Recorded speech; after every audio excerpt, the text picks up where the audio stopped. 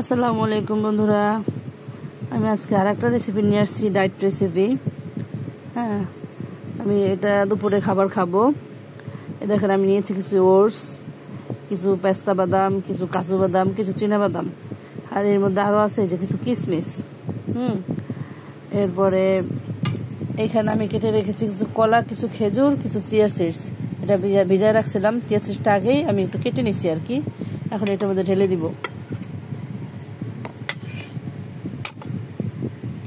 এর মধ্যে দিয়ে দিব 2 চামচ পরিমাণে মধু। এটা কেউ স্কিপও করতে পারেন চাইলে, কারণ কলাটাও মিষ্টি, খেজুরটাও মিষ্টি, তো আর লাগে না। তারপর আমি দিলাম একটু। সারাদিন অনেক ছোটো ছোটো করি। হ্যাঁ, তার মধ্যে ডায়েট, এই জন্য সব ধরনের পুষ্টি, সব ধরনের ভিটামিন দরকার আছে শরীরে। এরপর দিয়ে দিলাম দুধ। আসলে আমি একটু আজকে ঠান্ডা দুধ দিয়ে খাবো, যে গরম পড়ছে, তো ফ্রিজে রাখা ঠান্ডা দুধ, আমি দুধটা জাল করে ফ্রিজে রেখে দিয়েছিলাম একটু ঠান্ডা করার জন্য। হ্যাঁ, তো আমি এটা দিয়ে খাবো। আমি জানি না ঠান্ডা দুধ খেলে ক্ষতি না উপকার, এটা আমি এক্স্যাক্টলি জানি না।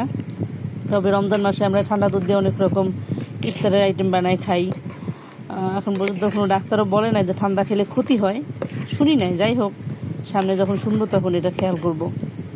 তো এই গরমের মধ্যে একটু ঠান্ডা দুধের সাথে এই জিনিসটা খেতে আসলে অনেক শান্তি লাগবে। হ্যাঁ, একদম পুরো শরীরটা, মস্তিষ্ক পর্যন্ত শীতল হয়ে যাবে এরকম করে কেউ যদি খাইতে পারেন। একটু ডায়েট করি ভাই, একটু ডায়েট করি, এত কষ্ট করি, একটু মাছ মাংস দিয়ে একবেলা ভাত মন মতন খাইতে পারি না।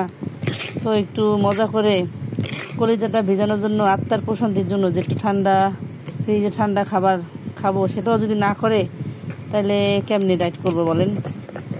যাই হোক, এই হয়ে গেল রেডি আমার খাবার। হ্যাঁ, বিসমিল্লাহির রহমানির রহিম।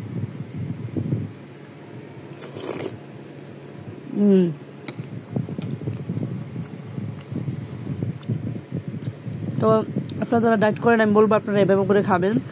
দেখেন আমি কত কিছু দিয়েছি। হ্যাঁ, অনেক কিছু দিয়েছি। এর মধ্যে আছে খেজুরের গুণাগুণ, আছে বাদামের গুণাগুণ, 3 রকম বাদাম দিয়েছি এর মধ্যে, আছে কিশমিশ, আছে কলা, আছে চিয়া সিডস, দুধটা আছেই।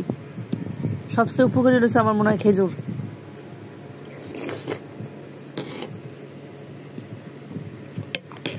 ঠিক আছে বন্ধুরা, খুদা হাফেজ, ভালো থাকবেন।